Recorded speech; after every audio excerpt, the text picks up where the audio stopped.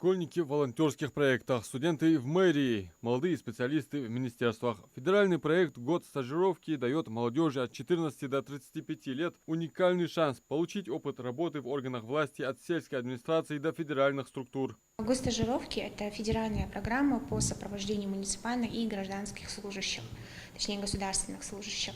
Программа направлена на то, чтобы молодые ребята от 14 до 35 лет проводили какие-нибудь свои досуговые программы или вообще стажировки в органах исполнительной власти.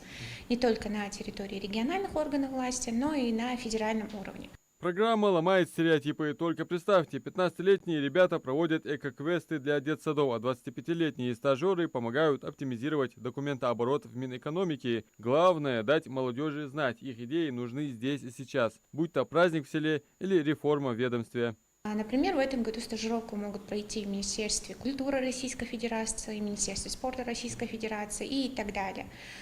Чтобы пройти данную стажировку, нужно пройти ряд этапов. Там первый этап он идет до 25 августа, насколько известно. Ребята выполняют какой-то ряд заданий, кейсов, и через пройденные кейсы они уже проходят по спискам на стажировку в то или иное направление. У нас тоже в региональном органе власти, то есть в Комитете по делам молодежи, проходили эти стажировки. К примеру, с апреля по май месяц у нас стажировались девочки направления экономика по бухгалтерской работе.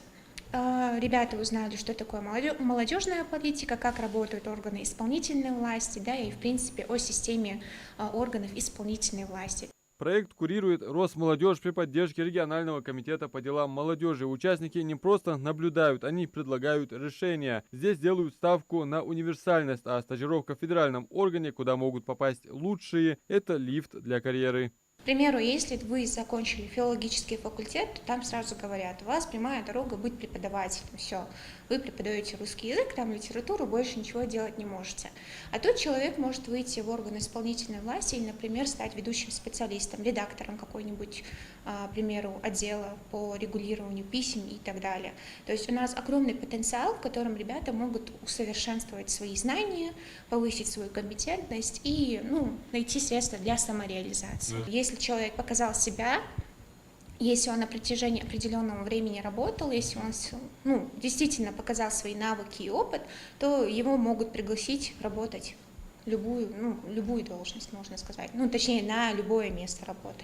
Для участия в федеральном проекте «Год стажировки» необходимо подать заявку на официальном сайте Госстарт и пройти некоторые этапы прохождения. Заявки принимаются с сегодняшнего числа и до 1 августа. Адам Мережков, Белял Ахильгов, Магаз 24.